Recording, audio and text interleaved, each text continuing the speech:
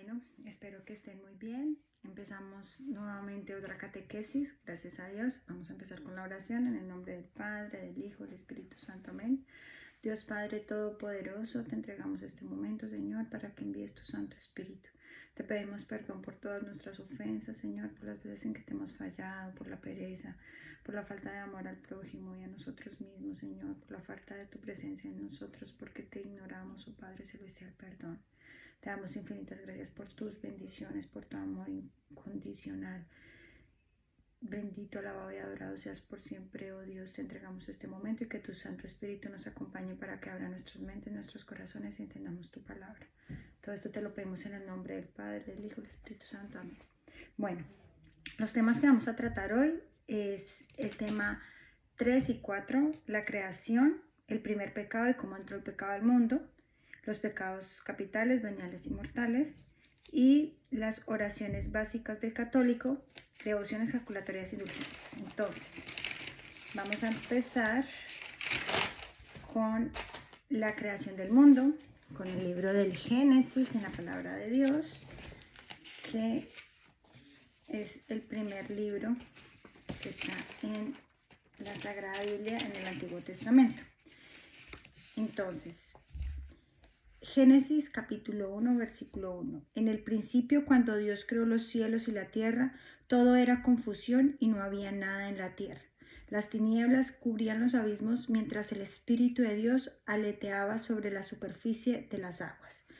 Esto nos da dos importantes acá. Nos habla de Dios el Creador, pero también nos dice que el Espíritu de Dios aleteaba sobre la superficie de las aguas. O sea, ahí vemos que la Santísima Trinidad está formada desde mucho antes y que todo fue planeado, la venida del Mesías fue planeada desde mucho antes. Entonces, ya aparece aquí Dios Creador o Padre y el Dios Espíritu Santo. Continuamos en el versículo 3. Dijo Dios, haya luz y hubo luz. Dios vio que la luz era buena y separó la luz de las tinieblas. Dios llamó a la luz día y a las tinieblas noche. Atardeció y amaneció, fue el día primero.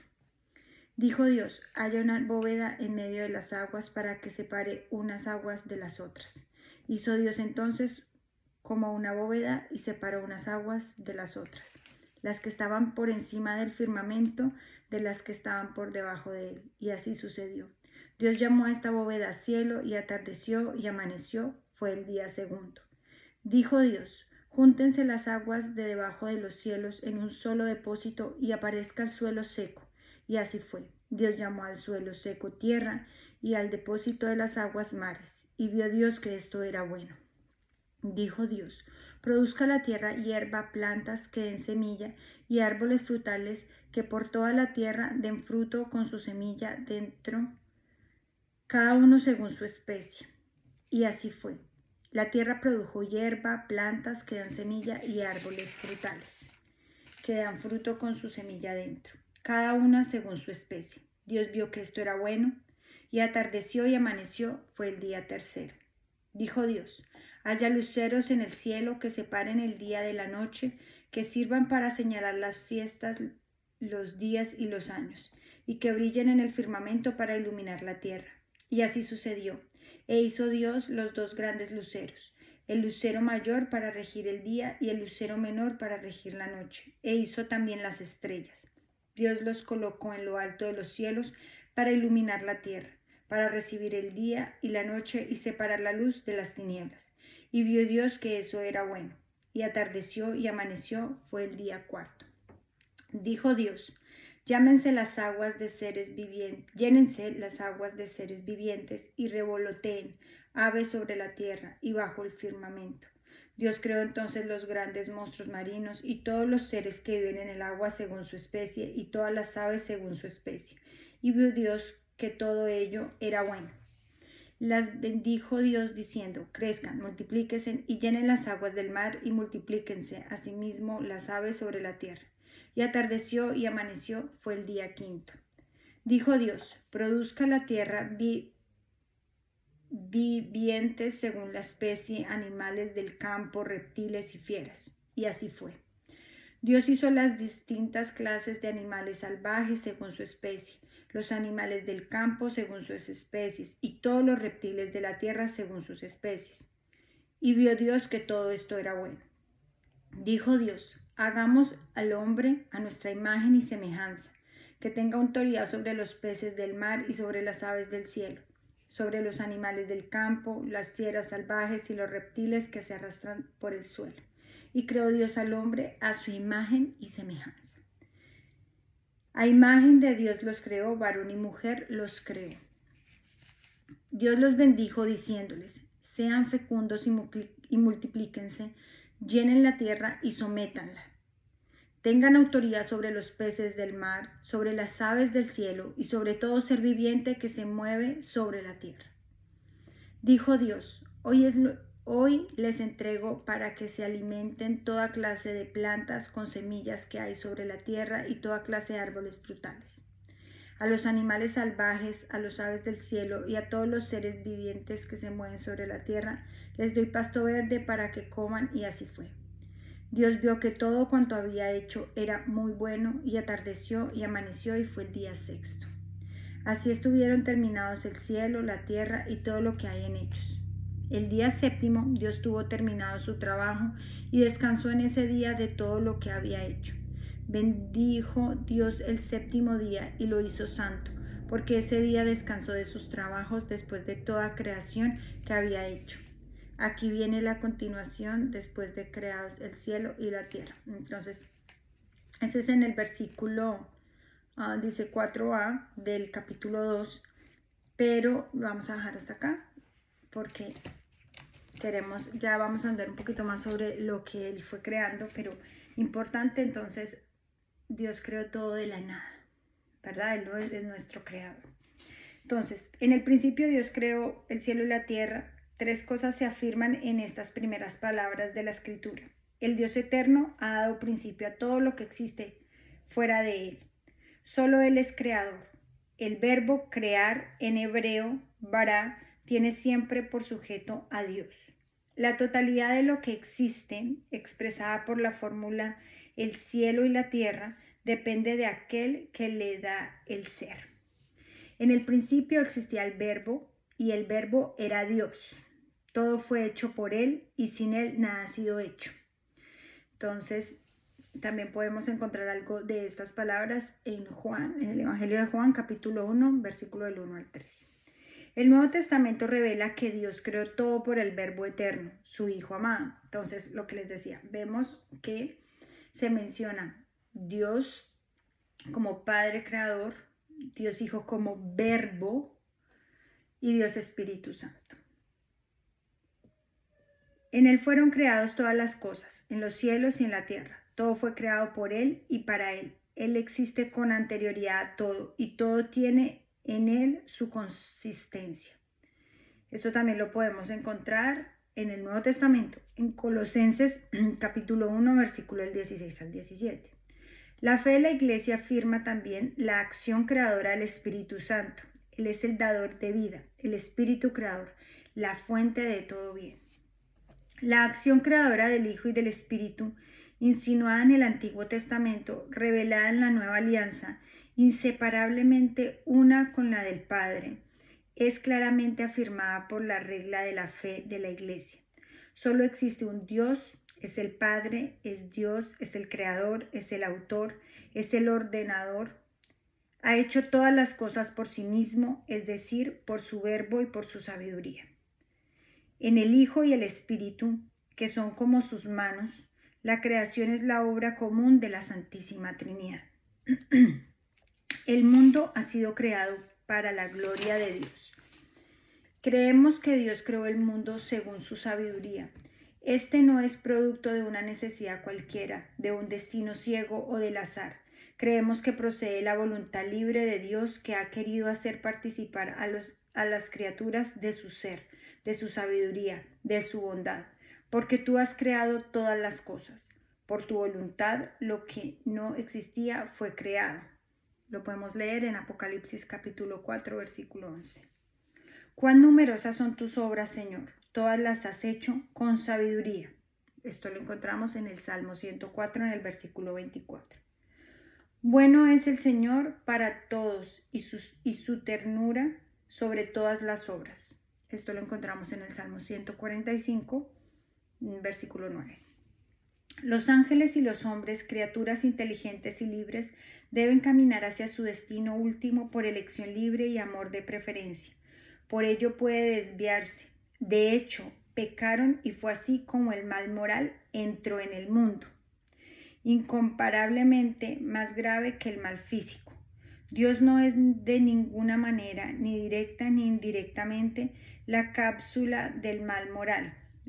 Sin embargo, lo permite respetando la libertad de su criatura y misteriosamente sabe sacar de él el bien. Porque el Dios Todopoderoso, por ser soberanamente bueno, no permitiría jamás que en sus obras existiera algún mal. Si Él no fuera suficientemente poderoso y bueno para hacer surgir un bien del mismo mal, así con el tiempo se puede descubrir que Dios en su providencia todopoderosa puede sacar un bien de las consecuencias de un mal, incluso moral, causado por sus criaturas. No fuisteis vosotros, dice José a sus hermanos, los que me enviasteis acá, sino Dios.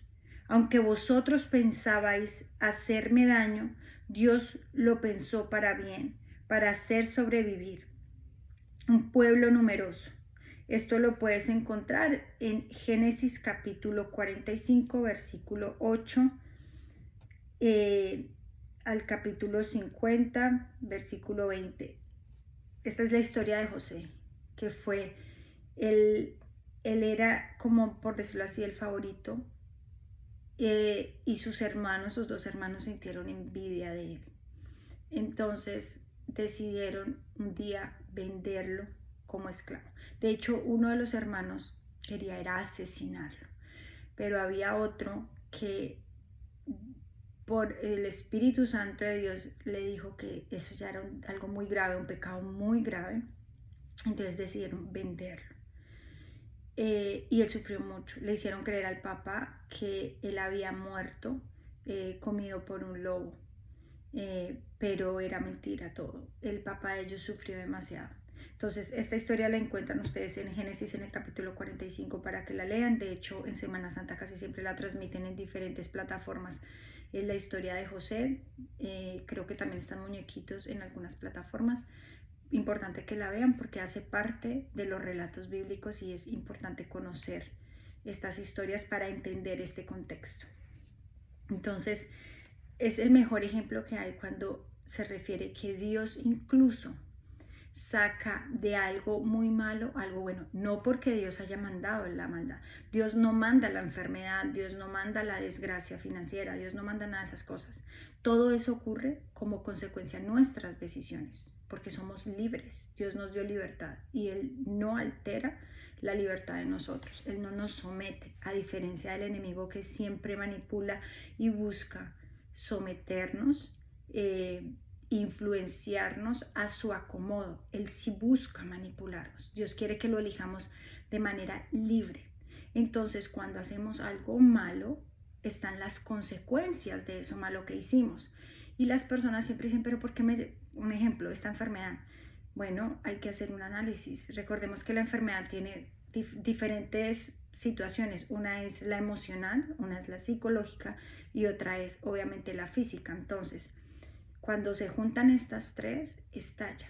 Física, no me cuido, como mal, no reviso si lo que estoy digiriendo realmente le hace bien a mi cuerpo, si sé que estoy consumiendo cosas que son malas para mi cuerpo y aún así por decisión propia las consumo. Yo no puedo pretender que Dios echarle la culpa a Dios de que me enfermé por culpa de Dios. No, yo fui descuidado y consumí cosas que no debía, o como en exceso, como la gula. Entonces, si yo como en exceso, obviamente va a pasar cosas en mi cuerpo que se van a alterar y que me van a causar enfermedades. Todo va en el control de uno mismo, físico, ejercicio.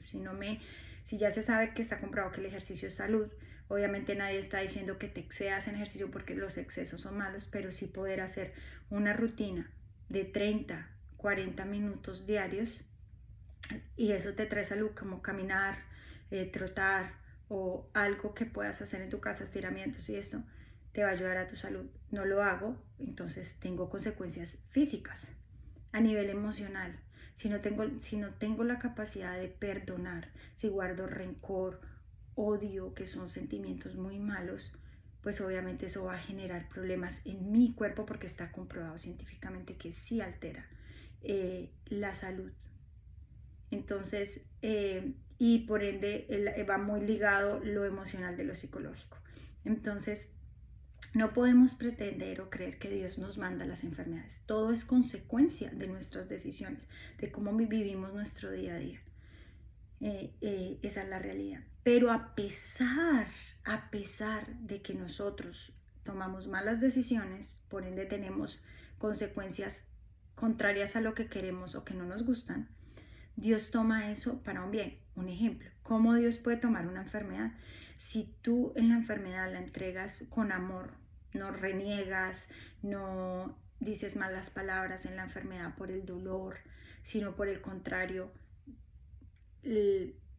tratas como de llevar una enfermedad de manera dócil. No estoy diciendo que no duela, estoy diciendo de manera dócil, sin decir malas palabras, sin renegar, porque vuelvo e insisto, la enfermedad no es enviada por Dios, es consecuencia de lo que yo no hago bien con mi cuerpo y mi salud.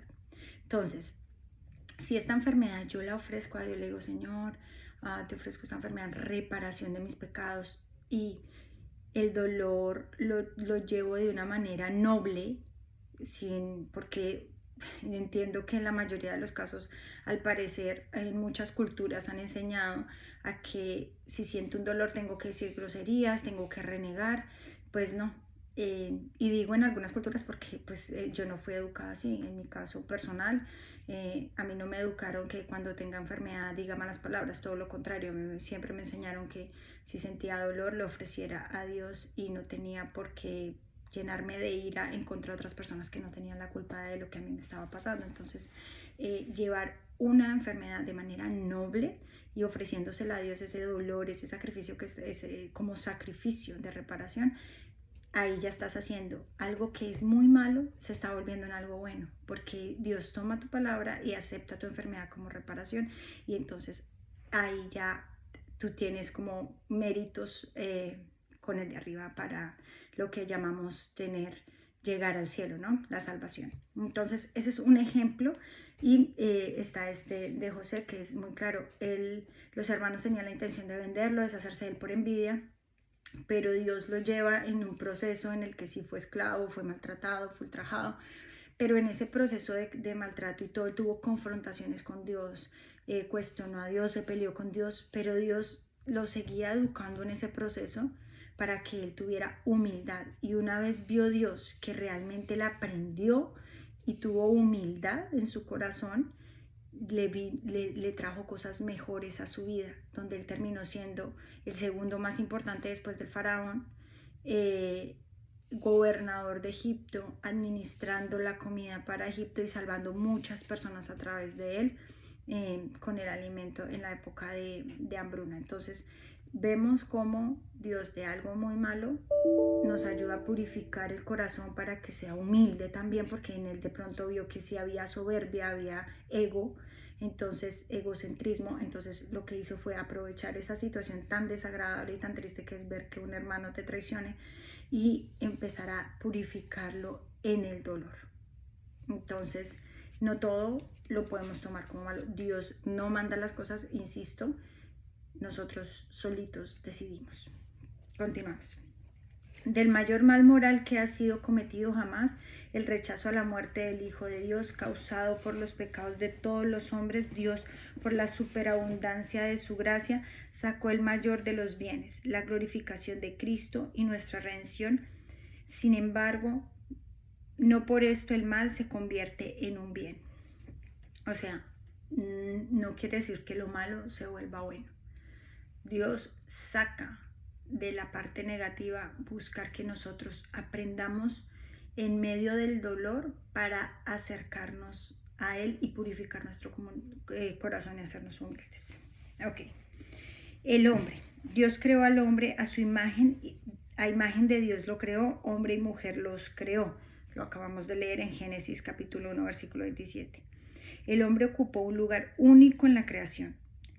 Está hecho a imagen de Dios, en su propia naturaleza. El mundo espiritual y el mundo material. Es creado hombre y mujer. Dios lo estableció en la amistad con él.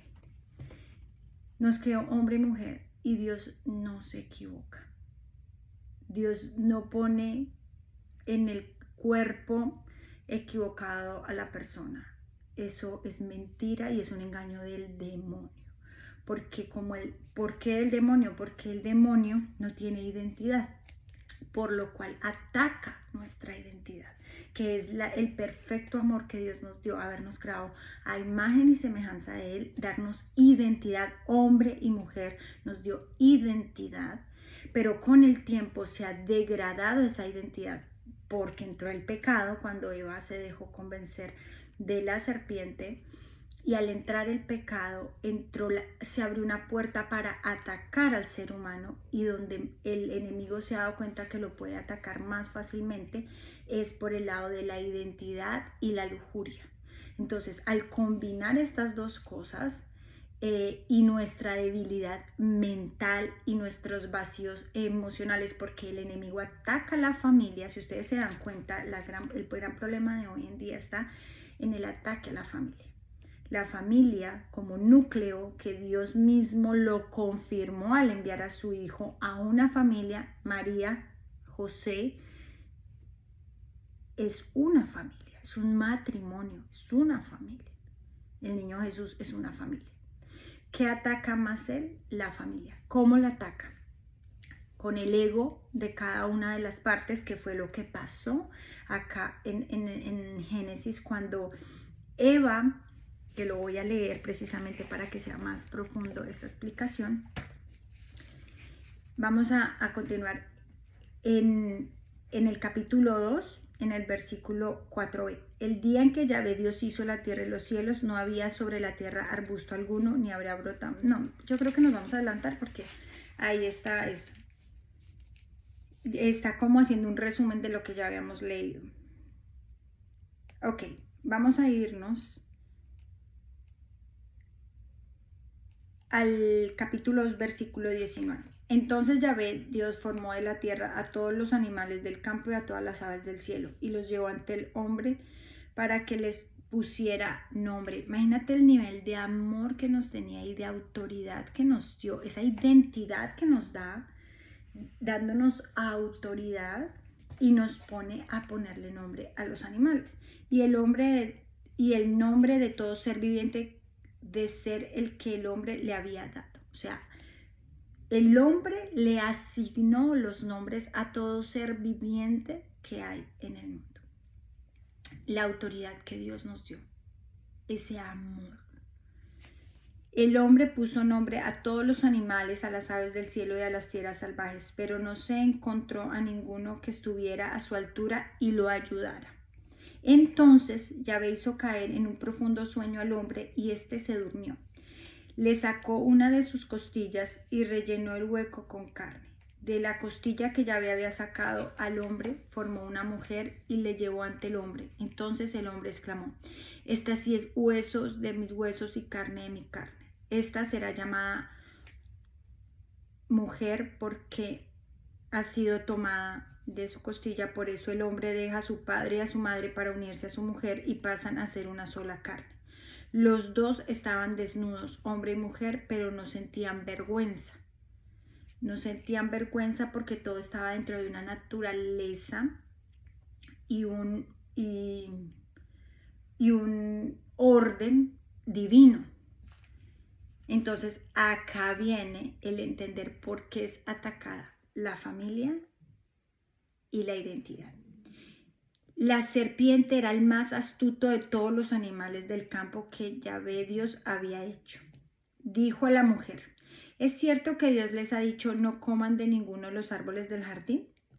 La mujer respondió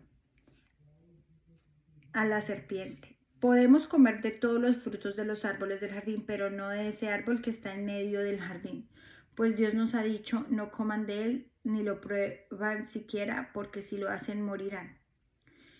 Aquí está el primer problema, entrar a dialogar con el enemigo. Cuando sabemos que esa conversación o esa persona nos puede llevar por un camino de malos sentimientos, de malos pensamientos, hay que cortarlo. La serpiente dijo a la mujer, no es cierto que morirán, es que Dios sabe muy bien que el día que coman de él se les abrirán a ustedes los ojos, entonces ustedes serán como dioses y conocerán lo que es bueno y lo que no lo es. A la mujer le gustó ese árbol que atraía la vista y que era tan excelente para alcanzar el conocimiento. Entonces, ¿qué? El ego. Acá entró el ego, le abrió una puerta al ego. Oh, me voy a hacer más, voy a tener más conocimiento. Tomó de su fruto y se lo comió y le dio también a su marido que andaba con ella, quien también lo comió. Entonces se le abrieron los ojos y ambos se dieron cuenta de que estaban desnudos. Cosieron unas hojas de higuera y se hicieron unos taparrabos. Oyeron después la voz de Yahvé Dios que se paseaba por el jardín a la hora de la brisa de la tarde. El hombre y su mujer se escondieron entre los árboles del jardín para que Yahvé Dios los viera. Yahvé Dios llamó al hombre y le dijo, ¿dónde estás? Este contestó, he oído tu voz en el jardín y tuve miedo porque estoy desnudo, por eso me escondí. Yahvé Dios replicó, ¿quién te ha hecho ver que estabas desnudo? ¿Has comido acaso del árbol que te prohibí? El hombre respondió, la mujer que pusiste a mi lado me dio del árbol y comí. Yahvé dijo a la mujer, ¿qué has hecho? La mujer respondió, la serpiente me engañó y he comido. Entonces Yahvé Dios dijo a la serpiente, por haber hecho esto, maldita seas entre todas las bestias y entre todos los animales del campo. Te arrastrarás sobre tu vientre y comerás tierra por todos los días de tu vida. Haré que haya enemistad entre ti y la mujer, entre su descendencia y la tuya. Ella te pisará la cabeza mientras tú herirás a su talón. A la mujer le dijo, multiplicaré tus sufrimientos en los embarazos y darás a luz a tus hijos con dolor. Siempre te hará falta un hombre y él te dominará. Al hombre le dijo, por haber escuchado a tu mujer y haber comido del árbol del que yo te había prohibido comer, maldita será la tierra por tu causa. Con fatiga sacarás de ella el alimento por todos los días de tu vida. Espinas y cardos te dará, mientras le pides las hortalizas que comes. Con el sudor de tu frente comerás tu pan hasta que vuelvas a la tierra, pues de ella fuiste sacado porque eres polvo y al polvo volverás. Entonces, había un matrimonio, eso era claro, hombre y mujer, la ley de Dios, el orden creado por Dios, y entró la serpiente a maltratar, o sea, entró en esa tentación del ego. Y ahí viene eso, 1, 2. El ego de querer saber más, de querer conocer más, de no respetar los límites. Gran problema porque es un problema de nuestra sociedad actual, sigue siendo un problema. Tercero, la muerte. Esto nos da a entender que la muerte entra al mundo cuando se entra en pecado, cuando se come el árbol prohibido. Es decir, que antes de eso había vida eterna, o sea, no moría, esta carne no moría. Pero al entrar el pecado, acá claramente dice que volvemos al polvo del que fuimos creados. Por eso nos degradamos, de cierta manera, este cuerpo envejece, se achaca y morimos. Morimos a causa de este primer pecado. La identidad se ve golpeada porque el enemigo no puede con el amor que Dios siente por nosotros y que seamos fieles a ese amor. De alguna manera necesita confundir al ser humano y él ya se dio cuenta porque él era un ángel, entonces él analiza muy bien, tiene una inteligencia muy superior a nosotros y analiza muy bien el engaño. Entonces, ahí nace el tema de la muerte. Por haber sido hecho a imagen de Dios, el ser humano tiene la dignidad de persona. Somos dignos gracias a haber sido creados a imagen y semejanza de Dios. No es solamente algo, sino alguien. Es capaz de conocerse, de poseerse y de darse libremente y entrar en comunión con otras personas. Libremente. Pero ¿quién no le gusta? ¿Quién? Dios nos respeta nuestra libertad, pero el enemigo no. Ejemplo. Lastimosamente y tristemente, las personas que son tentadas a probar un vicio, no sé, el cigarrillo o alguna cosa de estas que lleva a coger una adicción, entonces, ¿dónde está la libertad? Usualmente cuando la persona comienza, lo he escuchado mucho, o cuando ya está demasiado metida, lo he visto demasiado, por eso hablo de ello, yo lo controlo. Mi amor, tú no estás controlando nada. Dime cómo vas a decir que lo controlas si entras en otra actitud, te transformas cada vez que estás con eso y le vas cogiendo gusto porque estás huyendo de tus responsabilidades o huyendo de situaciones emocionales por resolver, huyendo de algo estás huyendo, tienes un vacío, porque obviamente al estar lejos de Dios creemos que con las cosas que podemos ver con estos ojos, con la materia, podemos llenar vacíos. Y el enemigo sabe eso, sabe eso. Y así te va presentando cosas que te hacen caer todo el tiempo. No hay dominio propio, no tienes libertad. Cuando tu adicción está en algo material, puede ser incluso adicción al trabajo, al dinero, porque hay ese tipo. Cuando yo no tengo esa libertad de tomar decisiones porque, uy, no, es que no puedo, o sea, tengo miedo al paso siguiente, ya ahí no tengo libertad. Estoy atado o a una tierra, o a una casa, o a aparentar, o a demostrar que yo hice. Y cuando nosotros nos ponemos esas cadenas de el que dirán, demostrar, hacer, o yo soy libre y puedo portarme como quiera y hacerme lo que quiera, eso no es libertad, mi amor. Estás demostrando que necesitas validación. Necesitas validación. ¿Y por qué? Porque si ustedes se dan cuenta, cuando uno va contra la corriente, es de cierta manera porque le genera dolor a algo que te dolió y necesitas rechazar. Necesitas rechazar. No hay libertad real. No hay libertad real. Muchas personas entran a apoyar ideologías sencillamente porque están dolidas y tienen una situación dentro de sí que no han resuelto. Y creen que yéndose por esas corrientes, que al final de cuentas, si uno hace un análisis, que ni siquiera estoy hablando acá ya de religión, sino un análisis sentado, no te llevan a nada bueno. No te llevan a nada bueno. Entonces, es triste ver cuando hay una rama gigante de adicciones, todos caemos en algún momento y todo nace del vacío que hay y el cual el enemigo aprovecha, o de la herida que algún trauma que me generó, la familia es atacada, entonces tenemos familias donde hay gritos, maltrato, por el ego de uno de los cónyuges o de los dos.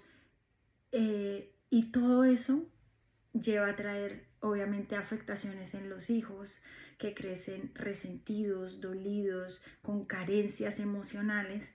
A veces solo suplimos las cosas materiales y olvidamos suplir las emocionales, las espirituales.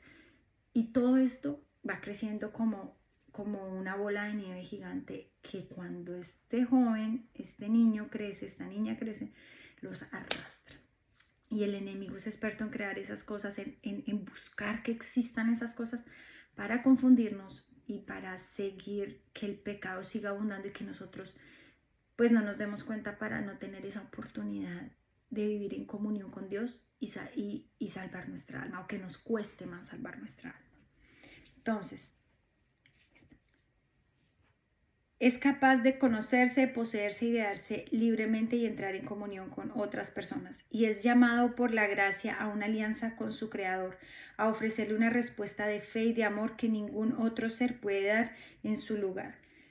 Dios quiere que lo amemos libremente, que lo sigamos por elección propia, no por influencia, no por obligación, sino libremente. Y precisamente, libremente es que elegimos amarlo o rechazarlo. Libremente es que elegimos, me gusta más el pecado, me gusta más las cosas materiales o la lujuria o todo lo que sea, que Él.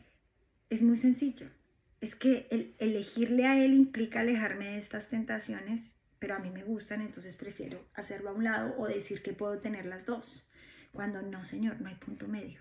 Y lo dice en Apocalipsis, o es frío o es caliente, pero a los tibios los vomitaré de mi boca. Entonces no hay punto medio. Puede que lo que siempre hablamos, los extremos son malos, todo esto.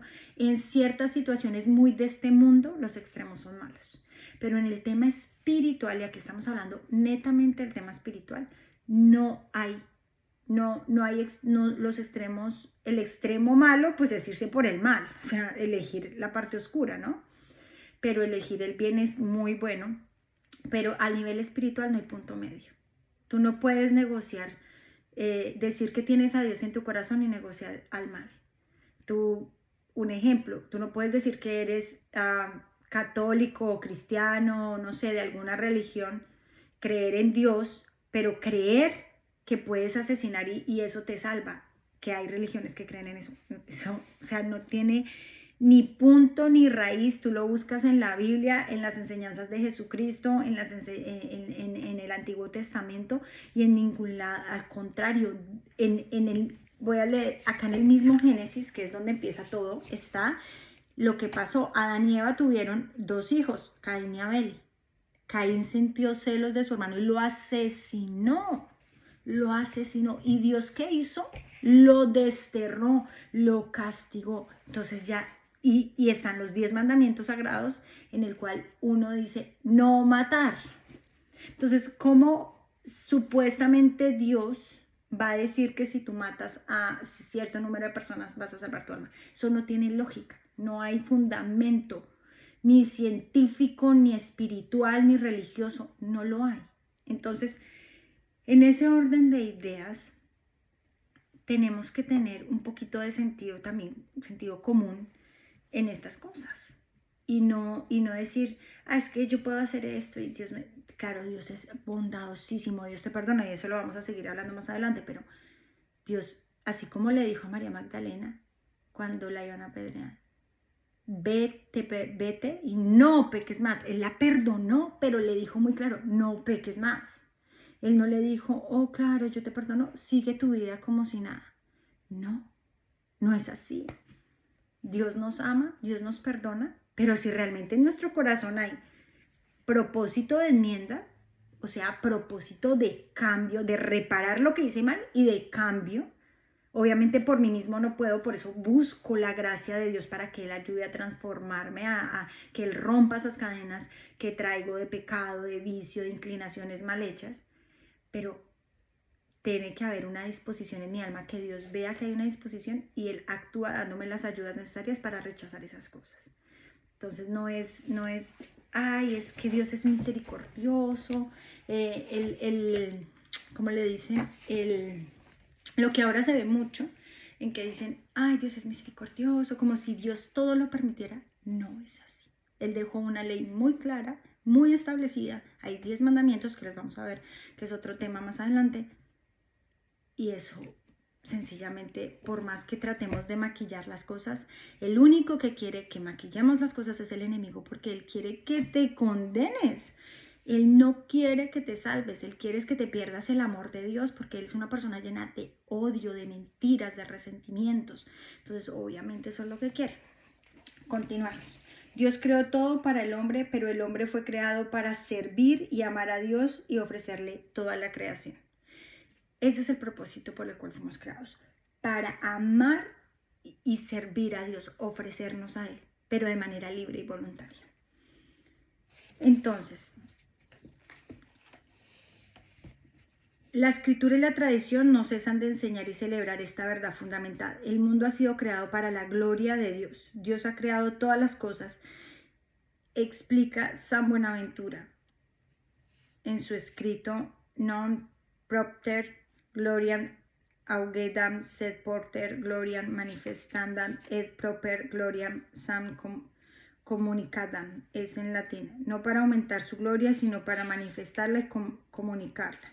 Porque Dios no tiene otra razón para crear que su amor y su bondad. Abierta su mano con la llave del amor, surgieron las criaturas.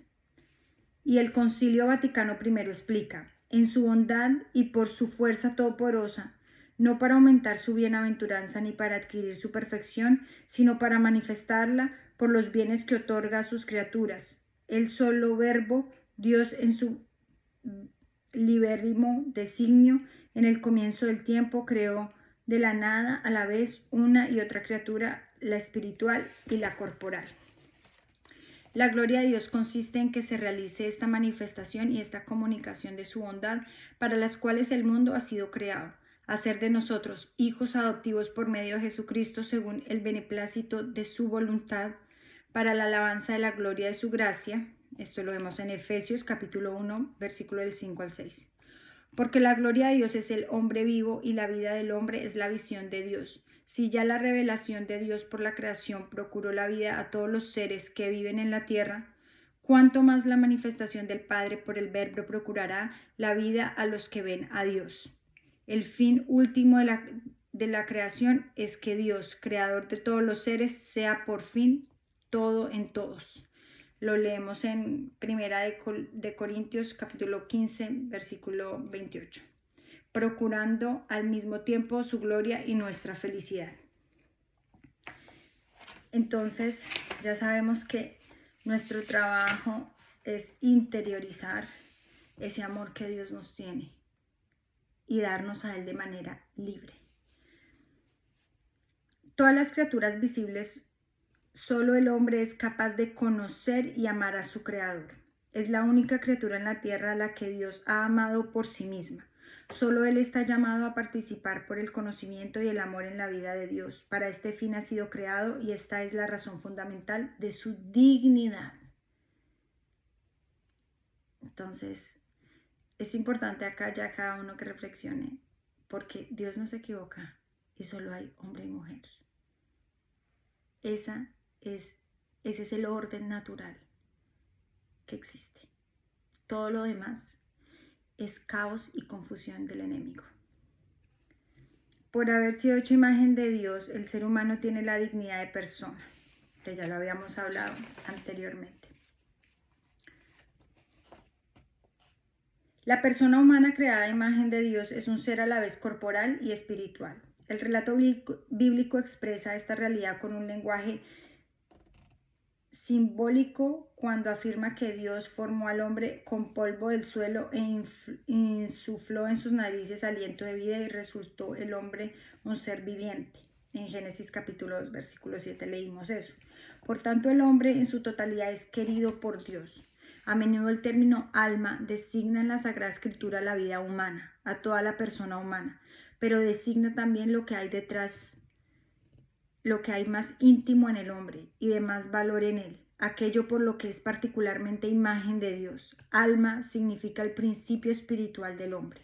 El cuerpo del hombre participa de la dignidad de la imagen de Dios. Es cuerpo humano precisamente porque está animado por el alma espiritual y es toda la persona humana la cual está destinada a ser en el cuerpo de Cristo el templo del Espíritu Santo.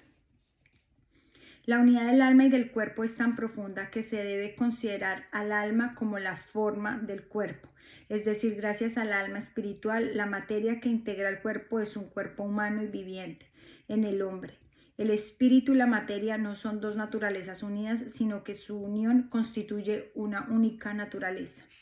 La Iglesia enseña que cada alma espiritual es directamente creada por Dios, no es producida por los padres, y que es inmortal, no perece cuando se separa del cuerpo en la muerte y se unirá de nuevo al cuerpo en la resurrección final. A veces se acostumbra a distinguir entre el alma y espíritu. Así, San Pablo ruega para que nuestro ser entero, el espíritu, el alma y el cuerpo, sea conservado sin mancha hasta la venida del Señor. Esto lo leemos en 1 de Timoteo de Tesalonicenses, capítulo 5, versículo 23. La Iglesia enseña que esta distinción no introduce una dualidad en el alma, espíritu. Significa que el hombre está ordenado desde su creación a su fin sobrenatural y que su alma es capaz de ser elevada gratuitamente a la comunión con Dios. La tradición espiritual de la Iglesia también presenta el corazón en su sentido bíblico de lo más profundo del ser, donde la persona se decide o no por Dios. El hombre y la mujer son creados, es decir, son queridos por Dios, por una parte en una perfecta igualdad en tanto que personas humanas y por otra en su ser respectivo de hombre y de mujer, ser hombre, ser mujer, es una realidad buena y querida por Dios. El hombre y la mujer tienen una dignidad que nunca se pierde, que viene inmediatamente de Dios, su creador. El hombre y la mujer son con la misma dignidad, imagen de Dios en su ser hombre y en su ser mujer. Reflejan la sabiduría y la bondad del creador. Dios no es en modo alguno a imagen del hombre, no es ni hombre ni mujer. Dios es espíritu puro en el cual no hay lugar para la diferencia de sexos. Pero las perfecciones del hombre y de la mujer reflejan algo de la infinita perfección de Dios, las de una madre y las de un padre y esposo. Creados a la vez, el hombre y la mujer son queridos por Dios, el uno para el otro. La palabra de Dios nos lo hace entender mediante diversos acentos del texto sagrado. No es bueno que el hombre esté solo, voy a hacerle una ayuda adecuada. Génesis capítulo 2, versículo 18. Ninguno de los animales es ayuda adecuada para el hombre. La mujer que Dios forma de la costilla del hombre y presenta a éste, despierta en él un grito de admiración, una exclamación de amor y de comunión. Esta vez sí que es hueso de mis huesos y carne de mi carne. Esto lo leímos en Génesis capítulo 2, versículo 23. El hombre descubre en la mujer como un otro yo de la misma humanidad. El hombre y la mujer están hechos el uno para el otro, no porque Dios los haya hecho a medias e incompletos. Los ha creado para una comunión de personas en la que cada uno puede ser ayuda para el otro porque son a la vez iguales en cuanto a personas, hueso de mis huesos, y complementarios en cuanto al masculino y femenino. En el matrimonio, Dios los une de manera que formando una sola carne, que lo leímos en Génesis capítulo 2, versículo 24, pueden transmitir la vida humana. Sed fecundos y multiplicados y llenad la tierra. Génesis capítulo 1, versículo 28. Al transmitir a sus descendientes la vida humana, el hombre y la mujer como esposos y padres cooperan de una manera única en la obra del Creador. En el plan de Dios, el hombre y la mujer están llamados a someter la tierra como administradores de Dios. Esta soberanía no debe ser un dominio arbitrario y destructor. A imagen del Creador que ama todo lo que existe, esta frase la leemos en Sabiduría capítulo 11, versículo 24, el hombre y la mujer son llamados a participar en la providencia divina respecto a las otras cosas creadas. De ahí su responsabilidad frente al mundo que Dios les ha confiado. Ojo, fuimos creados, nos dio la tierra como administradores, no dueños, administradores, y por el cual vamos a rendir cuentas a Dios de lo que hicimos o de lo que omitimos o lo que dejamos de hacer.